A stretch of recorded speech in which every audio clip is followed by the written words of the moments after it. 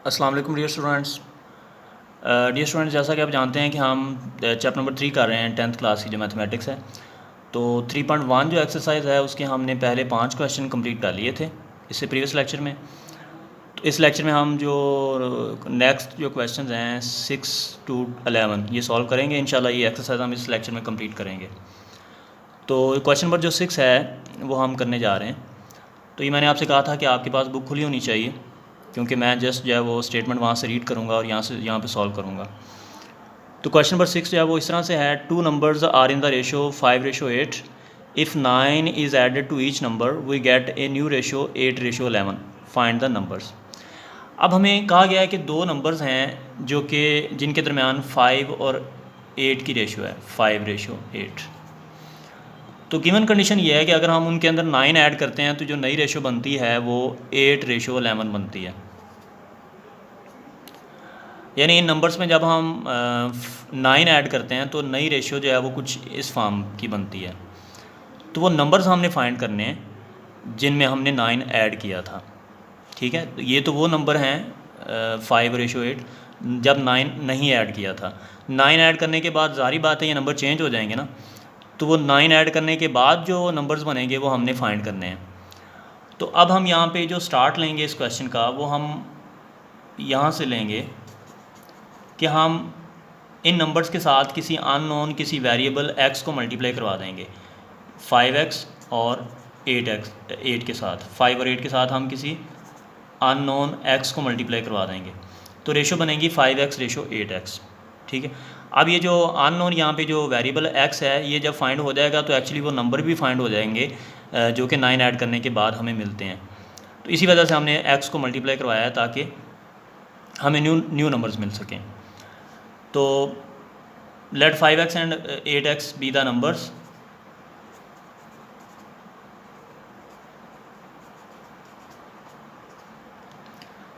तो अब given condition क्या है, क्वेश्चन की जो कंडीशन है वो ये है कि जब हम नंबर्स में 9 ऐड करते हैं तो हमें कुछ ये रेशो मिलती है 8:11।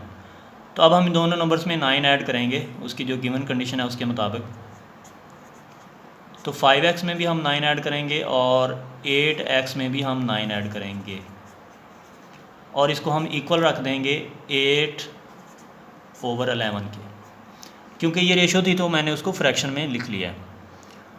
तो दोबारा से समझ लें, हमें ये गिवन है क्वेश्चन कि दो नंबर्स हैं जिनके दरमियान 5 और 8 5:8 में थे वो नंबर्स। तो उनमें जब 9 ऐड करते हैं तो कुछ रेशो ये बन जाती है 8:11। तो वो नंबर क्या हैं जो 9 ऐड करने के बाद हमें मिलेंगे। तो हमें क्योंकि वो नंबर अभी नहीं पता तो हम अपनी तरफ से किसी वेरिएबल x के साथ उन नंबर्स को मल्टीप्लाई करवा लेते हैं। ये जो x है ये अननोन है, ये जब हम x फाइंड कर लेंगे तो एक्चुअली वो नंबर भी फाइंड हो जाएंगे जो कि हमें चाहिए जब हम उन नंबर्स में 9 ऐड करते हैं। ठीक है, तो मैंने क्या किया, दोनों नंबर्स को जो गिवन नंबर्स हैं उनके साथ x को मल्टीप्लाई करवाया। तो गिवन कंडीशन के मुताबिक मैंने दोनों में 9 ऐड किया और उसको इक्वल पुट कर दिया 8/11 के। ठीक है जी, तो अब हम इस इक्वालिटी को हम सॉल्व कर लेते हैं, इस इक्वेशन को हम सॉल्व कर लेते हैं। यहाँ से x हम फाइंड कर लेंगे, जब x फाइंड हो जाएगा तो वो नंबर भी फाइंड हो जाएंगे। तो यहाँ से हम यूँ करते हैं कि क्रॉस मल्टीप्लाई करते हैं। 8 मल्टीप्लाई होगा 8x + 9 के साथ तो बन जाएगा 64x + 72 और 11 मल्टीप्लाई होगा 5x + 9 के साथ तो हो जाएगा 55x + 99। ओके डियर स्टूडेंट्स, तो अगर मैं 55 मैं x वाली जो टर्म्स हैं वो एक तरफ शिफ्ट कर लेता हूँ तो 64x - 55x इक्वल आ जाएगा 99 - 72। ओके डियर स्टूडेंट्स, तो जब मैं इनको सब्ट्रैक्ट करवाऊँगा तो मेरे पास आ जाएगा 64 में से हम 55 को सब्ट्रैक्ट करवाएंगे तो आ जाएगा 9x और इसी तरह से जब 99 में से 72 को सब्ट्रैक्ट करवाएंगे तो आ जाएगा 27। तो इसका मतलब है कि यहाँ से x इक्वल आ जाएगा 27/9 और जब इसको हम कैंसिल आउट करेंगे तो x की वैल्यू हमें मिल जाएगी 3। अब x तो फाइंड हो गया, जो जिस वेरिएबल के साथ हमने मल्टीप्लाई करवाया था वो वेरिएबल हमने फाइंड कर लिया है। अब हमें वो नंबर्स चाहिए जो हमें एक्चुअली जो हमें नंबर्स चाहिए थे। तो फर्स्ट जो नंबर है वो किस तरह से हमें मिलेगा, फर्स्ट नंबर हमने लेट किया था 5x, तो अब क्योंकि x फाइंड हो चुका है, x की वैल्यू अब हम उस नंबर के अंदर पुट कर देंगे जो हमने लेट किया था, तो फर्स्ट नंबर हमें मिल जाएगा 15। इसी तरह जो सेकंड नंबर था वो हमारा था 8x, तो उसमें जब मैं x की वैल्यू पुट करूँगा तो मुझे मिल जाएगा 24। इसका मतलब है 15 and 24 are the required numbers.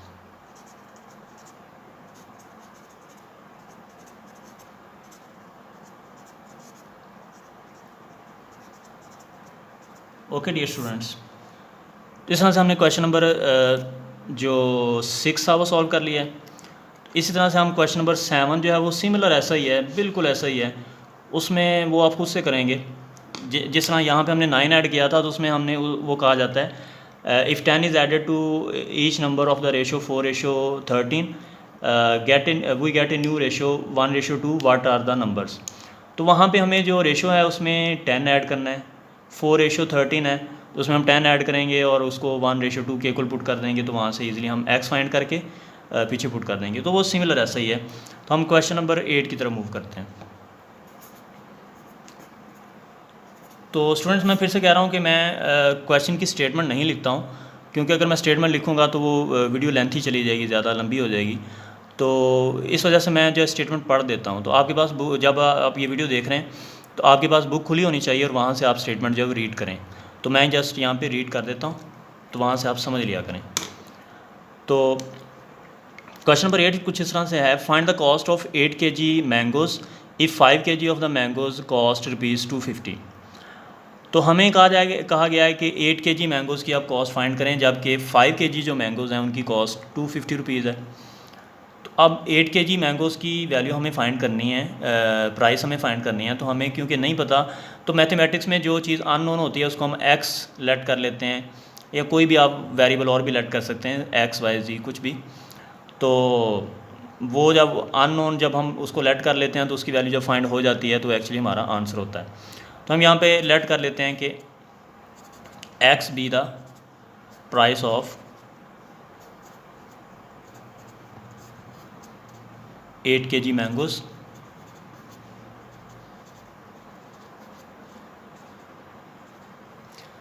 तो अब हम x की वैल्यू फाइंड करना चाहते हैं और हमें गिवन ये भी है कि जो 5 kg मैंगोज़ हैं उनकी कॉस्ट ₹250 है। तो हम इनको प्रोपोर्शन में लिखेंगे, और प्रोपोर्शन क्या था, इक्वालिटी बिटवीन टू रेशोज़। तो अब जब हम इनको लिखेंगे प्रोपोर्शन में तो किस तरह लिखेंगे, तो प्रोपोर्शन आपको पता है कि इक्वालिटी है दो रेशोज़ के दरमियान। तो पहले देखिए मैं ये प्रोपोर्शन का साइन लगा देता हूँ, ये देखें, ठीक है। अब इसके दोनों तरफ हमने दो रेशोज़ लिखनी है, एक रेशो इधर लिखनी है, एक रेशो इधर लिखनी है। तो जो लेफ्ट हैंड साइड पे हम रेशो लिखेंगे वो सिमिलर क्वांटिटीज़ होनी चाहिए। तो रेशो जो है वो रिलेशन है सिमिलर क्वांटिटीज़ का। तो यहाँ पे जो क्वांटिटीज़ हैं वो एक तो प्राइस है और दूसरी क्वांटिटी है मैंगोज़ की। तो मैंगोज़ की क्वांटिटी और मैंगोज़ की प्राइस है। तो अगर मैं लेफ़्ट हैंड साइड पे जो है वो मैंगोज़ की क्वांटिटी लिख लेता हूँ, तो राइट हैंड साइड पे मैं जो है रेशो लूँगा वो उनकी प्राइस के दरमियान लूँगा। तो लेफ़्ट हैंड साइड में जो मैं क्वांटिटीज़ के दरमियान रेशो लिखता हूँ, यानी मैं रेशो लिख देता हूँ 5:8, क्योंकि ये दो क्वांटिटीज़ हैं 5 kgs एंड 8 kgs। तो राइट हैंड साइड पे जो है वो मैं प्राइस के दरमियान रेशो लूँगा, प्राइसेस के दरमियान। अब क्योंकि मैंने 5 जो kgs हैं वो पहले लिखे हैं, तो 5 kgs की जो प्राइस है वो भी मैं इधर पहले लिखूँगा। तो 5 kgs की जो प्राइस है वो ₹250 है, और 8 kg जो मैंगोज़ हैं उनकी प्राइस हमने लेट की हुई है x, जो कि हमें फाइंड करनी है। ठीक है डियर स्टूडेंट्स, इस बात की आपको समझ आ गई होगी कि जो क्वांटिटीज़ हैं वो एक तरफ लिखी हैं मैंने और जो प्राइस है वो एक तरफ लिखी है, क्योंकि हमें पता है कि जो रेशो है वो सिमिलर क्वांटिटीज़ के दरमियान हम ले सकते हैं। ऐसा नहीं हो सकता कि हम एक क्वांटिटी ले लें और उसके साथ उसकी प्राइस ले लें। तो क्वांटिटी और प्राइस वो दो डिफरेंट चीज़ें हैं। तो इस प्रोपोर्शन को हम सॉल्व कर लेंगे। हमें पता है कि जो प्रोडक्ट ऑफ एक्सट्रीम्स है वो इक्वल होता है प्रोडक्ट ऑफ मीन्स के, ये आपको अच्छी तरह से पता है। तो यहाँ पे आप लिखेंगे product of extremes is equal product of means. तो मैं टाइम बचाने के लिए जो है वो नहीं लिख रहा। तो प्रोडक्ट ऑफ एक्सट्रीम जब हम करेंगे तो 5 को मल्टीप्लाई करवाएंगे x के साथ, तो आ जाएगा 5x इज़ इक्वल टू, जब हम 250 को मल्टीप्लाई करवाएंगे 8 के साथ तो हमें मिल जाएगा 2000 और हमें क्योंकि x चाहिए तो ये 5 डिवाइड होगा, सॉरी यहाँ पे 2000 डिवाइडेड बाय 5। तो 5 को जब हम 2000 पे कैंसिल करेंगे तो ये 400 हमें मिल जाएगा। तो इसका मतलब है 400 रुपीज़ जो है ये कॉस्ट है किसकी, 8 kg मैंगोज़ की, क्योंकि वो शुरू में हमने लेट किया था कि जो x है वो प्राइस है या कॉस्ट है 8 kg मैंगोज़ की। तो वो x जो है जो अननोन था वो फाइंड हो गया 400 रुपीज़। तो इस तरह से हमने क्वेश्चन नंबर 8 सॉल्व कर लिया। तो अब हम क्वेश्चन नंबर 9 की तरफ मूव करने जा रहे हैं। जी तो डियर स्टूडेंट्स, क्वेश्चन नंबर 9 हमारे पास कुछ इस तरह से है।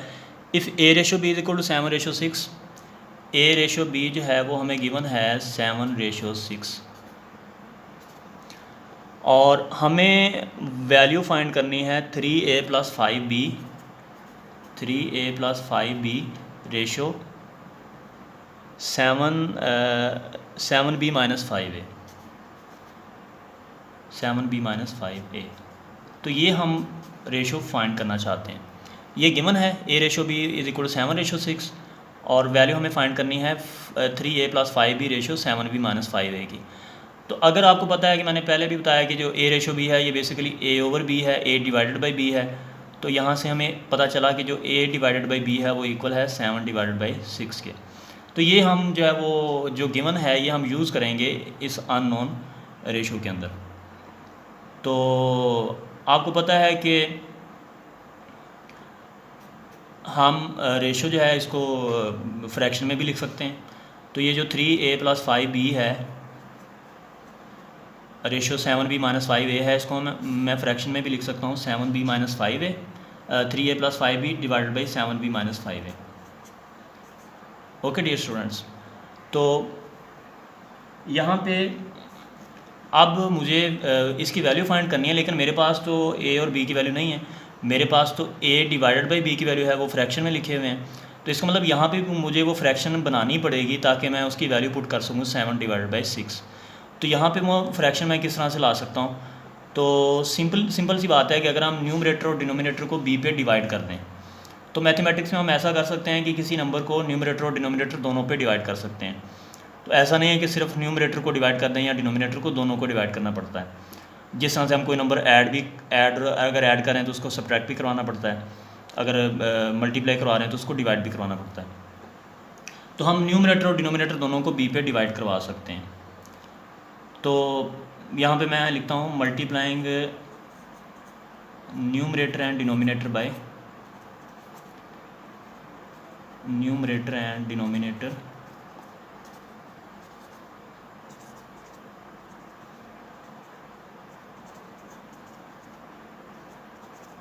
बाय B पे मैं डिवाइड इस वजह से करवा रहा हूँ कि अगर B पे डिवाइड करवाऊँगा तो जब हम 3A + 5B को B पे डिवाइड करवाएंगे तो A डिवाइडेड बाई B आ जाएगा। तो क्योंकि A और B की वैल्यू हमारे पास है तो हम इस वजह से B पे डिवाइड करवा रहे हैं। तो हमें क्या मिलेगा जी, 3A + 5B divided by B। तो ये हमने न्यूमरेटर को डिवाइड करवा दिया B पे, और इसी तरह से जो डिनोमिनेटर है 7B - 5A उसको भी डिवाइड करवा दिया B पे। तो होगा क्या कि जब हम इसको डिवाइड करवाएंगे तो मैं इसको यूँ लिख सकता हूँ 3 × A/B + 5 × B/B divided by 7 × B/B - 5 × A/B। अब आपको यहाँ पे नज़र आ रहा है कि ये B और ये B कैंसिल आउट हो जाएंगे, इस तरह ये B से B कैंसिल आउट हो जाएगा। तो ये 3 × A और B जो है ये बचेगा, और डिनोमिनेटर में ये 5 × A और B। अब ये जो A और B है ये तो हमें पहले ही पता था, 7/6 ये क्वेश्चन में गिवन था। तो अब हम इसकी वैल्यू पुट कर देते हैं A और B की, जो कि है 7/6 + 5 divided by 7 - 5 × 7/6। Okay dear students, तो इस तरह से यहाँ पे हम इसको सिंप्लीफाई कर लेते हैं। तो ये अगर मैं 3 को 6 पे कैंसिल आउट कर दूँ तो ये 7/2 आ जाएगा। 7/2 + 5 डिवाइडेड बाय 7 - देखिए ये कैंसिल आउट नहीं हो रहे तो ये मल्टीप्लाई होके 35 डिवाइडेड बाय 6 हो जाएगा। अब न्यूमरेटर और डिनोमिनेटर दोनों का मुझे एलसीएम करना है। तो न्यूमरेटर का एलसीएम मेरे पास 2 आएगा, तो ये आ जाएगा 7 + 10 ये सॉल्व करना आता है ना आपको। और इस तरह जो डिनोमिनेटर है उसका मैं एलसीएम करूँगा तो वो 6 आएगा, तो ये 42 माइनस 35 आ जाएगा। ओके डियर स्टूडेंट्स, तो न्यूमरेटर में मेरे पास आ जाएगा 17 डिवाइडेड बाई 2 और डिनोमिनेटर में मेरे पास आ जाएगा 42 माइनस 35 कितना बचेगा 7 डिवाइडेड बाई 6। अब आप बहुत अच्छी तरह से जानते हैं कि जब न्यूमरेटर में भी एक फ्रैक्शन हो, डिनोमिनेटर में भी एक फ्रैक्शन हो, तो वो बेसिकली होता ये है कि जो न्यूमरेटर में जो हमारे पास, ये थोड़ा मैं आपको बात समझा देता हूँ कि अगर ऐसे हो रहा है कि a/b डिवाइडेड बाई c/d, ठीक है, तो ये एक्चुअली लिखा हुआ है a/b डिवाइडेड बाय c/d, ठीक है। अब आप बहुत अच्छी तरह जानते हैं कि जब हम डिवीजन को मल्टीप्लिकेशन में चेंज करते हैं तो हम जो नेक्स्ट जो टर्म होती है उसको हम रेसिप्रोकल उसका ले लेते हैं। तो ये c/d को मैं लिखूँगा d/c। तो बेसिकली हुआ ये है कि जो ये d था ये ऊपर चला गया और ये वाला जो b है वो नीचे आ गया, ऐसे ही है, d ऊपर चला गया b नीचे आ गया। तो ऐसा होता है जब हमारे पास इस फॉर्म में फ्रैक्शन लिखी होती है। तो होगा यहाँ पे ये कि ये जो 6 है इसने ऊपर चले जाना है, 17 से मल्टीप्लाई हो जाएगा, और ये जो 2 है इसने नीचे आ जाना है, इसने आगे 7 से मल्टीप्लाई हो जाना है। इसको आप सिंप्लीफाई कर लें तो 2 से आप 6 को कैंसिल कर दें, आप फर्दर इसको कैंसिल नहीं कर सकते। 17 मल्टीप्लाई बाई 3 आ जाएगा 51 और डिनोमिनेटर में आ जाएगा 7। तो इस तरह से 51 डिवाइडेड बाई 7 हमने वैल्यू फाइंड कर ली किसकी, 3a + 5b ratio 7b - 5a की। ओके डियर स्टूडेंट्स, तो ये हमने क्वेश्चन नंबर 9 सॉल्व कर लिया। अब हम क्वेश्चन नंबर 10 की तरफ मूव करते हैं। क्वेश्चन नंबर 10 जो है वो जी, तो स्टूडेंट्स जो क्वेश्चन नंबर 10 है ये basically fill in the blanks हैं, तो इसको हम सॉल्व करते हैं। इसका जो पार्ट 1 है वो इस तरह से है कि अगर 24/7 अगर हमारे पास 24/7 इक्वल है 6/x, तो then find 4x, value of 4x। तो ये कुछ हमें गिवन है और ये हमने फाइंड करना है। तो सिंपली हमें इसका क्रॉस प्रोडक्ट ले लेना है। 24x इक्वल आ जाएगा 42, 6 मल्टीप्लाई बाय 7। तो यहाँ से हम वैल्यू फाइंड करना चाहते हैं 4x की, लेकिन यहाँ पे तो 24x लिखा हुआ है। तो हम इसको, अगर मैं इसको लिख लूँ 6 multiply by 4x, 6 multiply by 4 जो है वो 24 होता है ना। तो अब ये 4x की तो मुझे वैल्यू फाइंड करनी है, तो ये जो 6 8 मल्टीप्लाई हो रहा है ये राइट हैंड साइड पे आके डिवाइड हो जाएगा और इस तरह से 4x की वैल्यू आ जाएगी मेरे पास 7। ठीक है जी। इसी तरह से इसका जो सेकंड पार्ट है वो आप खुद से कर लेंगे, मैं थर्ड पार्ट आपको करवा देता हूँ, बहुत इजी है। थर्ड पार्ट इसका यह है कि 9pq divided by 2lm equal है 18p/5m, और हमने वैल्यू फाइंड करनी है 5q की। 5q की हमने वैल्यू फाइंड करनी है। तो सिंपली हम वही काम करेंगे, हम इसका क्रॉस प्रोडक्ट ले लेंगे। तो 9 multiply by 5, 9pq multiply by 5m equal आ जाएगा 18p मल्टीप्लाई होगा 2lm के साथ, तो 18 मल्टीप्लाई बाय 2 हो जाएगा 36plm। ठीक है जी। अब यहाँ से देखें ये क्योंकि m इधर भी है तो ये कैंसिल आउट हो जाएगा। इस तरह जो p है ये भी दोनों साइड से कैंसिल आउट हो जाएगा, क्योंकि इधर ये मल्टीप्लाई हो रहा है, इधर आके डिवाइड होगा तो वो कैंसिल हो जाएगा। बाकी हमें वैल्यू चाहिए किसकी, 5q की। तो लेफ़्ट हैंड साइड पे देखें 5q आपको नज़र आ रहा है, तो 5q को हम रखते हैं लेफ़्ट हैंड साइड पे ही, और ये जो 9 था ये राइट हैंड साइड पे आके डिवाइड हो जाएगा 36l/9। तो 9 4s are 36, तो 5q इक्वल आ जाएगा 4l के। इस तरह से हमने 5q की वैल्यू फाइंड कर ली। ओके डियर स्टूडेंट्स, तो अब हम क्वेश्चन नंबर 11 की तरफ मूव करने जा रहे हैं। क्वेश्चन नंबर 11 जो है वो बेसिकली एक प्रपोर्शन हमें गिवन है और उसमें से हमने x फाइंड करना है। Very simple, very easy. तो उसका पार्ट 1 देख लें आप, 3x - 2 ratio 4 proportion 2x + 3 ratio 7। तो ये आपके पास एक प्रोपोर्शन है, इसको आपने यहाँ से x आपने फाइंड करना है। तो सिंपल सी बात है, आपको पता है कि जो प्रोडक्ट ऑफ एक्सट्रीम्स हैं वो इक्वल होते हैं प्रोडक्ट ऑफ मीन्स के। तो प्रोडक्ट ऑफ एक्सट्रीम्स और प्रोडक्ट ऑफ मीन्स आप ले लें, ये आप बात लिखेंगे भी साथ। Product of extremes is equal to product of means. अब ऐसा बेसिकली होता है इस वजह से है कि जब आप रेशो को फ्रैक्शन में चेंज करते हैं तो प्रोडक्ट असल में जो एक्सट्रीम वैल्यूज़ होती हैं उनका होता है और जो मीन वैल्यूज़ होते हैं उनका प्रोडक्ट होता है जब इसको आप फ्रैक्शन में लिखेंगे। तो इस वजह से हम डायरेक्ट भी एक्सट्रीम्स और मीन्स का प्रोडक्ट लिख सकते हैं।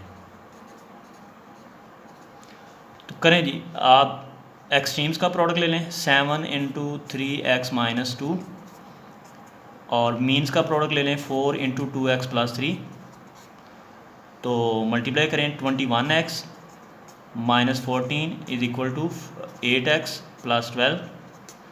तो यहाँ से आप x को एक तरफ शिफ्ट करें और कांस्टेंट्स टर्म को एक तरफ शिफ्ट करें। तो 21 - 8 13x आ जाएगा और 12 + 14 26 आ जाएगा। तो x इक्वल आ जाएगा 26 / 2 26 / 13। तो इस तरह से x की वैल्यू हमें 2 मिल जाएगी। ओके डियर स्टूडेंट्स, तो यहाँ से हमने x फाइंड कर लिया जो कि 2 आ गया जी। तो स्टूडेंट्स, मैं इसका जो नेक्स्ट है वो क्वेश्चन नंबर 11 का पार्ट 4 करवा रहा हूँ। तो बाकी सिमिलर ऐसे ही हैं, वो आप खुद से सॉल्व कर सकते हैं। तो पार्ट नंबर 4 देखें जी, p² + pq + q² ratio x proportion p² - q² divided by p + q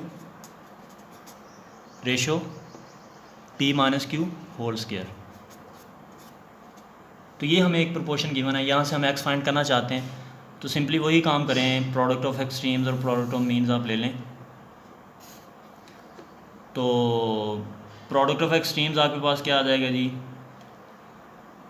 p² + pq + q² into p - q whole square is equal to, means का प्रोडक्ट आप करेंगे तो आ जाएगा x × p² - q² divided by p + q। तो यहाँ से आप क्योंकि x फाइंड करना चाहते हैं तो x को आप राइट हैंड साइड पे ही रहने दें और इसके साथ जो फैक्टर है ये मल्टीप्लाई हो रहा है, इसको आप लेफ़्ट हैंड साइड पे शिफ्ट कर देंगे तो इधर आके ये रेसिप्रोकेट हो जाएगा। p² + pq + q² p - q whole square into, अब देखें ये जो फैक्टर है p² - q² over p + q, इसने इधर आके डिवाइड होना था। चलें मैं आपको समझाने के लिए ये बात लिख देता हूँ कि ये डिवाइड होगा जब इधर आके तो क्या होगा, p² - q² divided by p + q। तो आप इसको फर्दर लिखें जी, p² + pq + q² into p - q whole square multiply. अब ये जो डिवीजन है इसको मैं मल्टीप्लिकेशन में चेंज कर रहा हूँ। तो होता ये है कि जो नेक्स्ट जो टर्म है वो रेसिप्रोकेट हो जाती है, यानी p + q न्यूमरेटर में चला जाएगा और p² - q² डिनोमिनेटर में आ जाएगा। तो क्यों ना मैं इसके ऊपर फार्मूला अप्लाई कर दूँ, p² - q² जो इक्वल होगा p + q into p - q।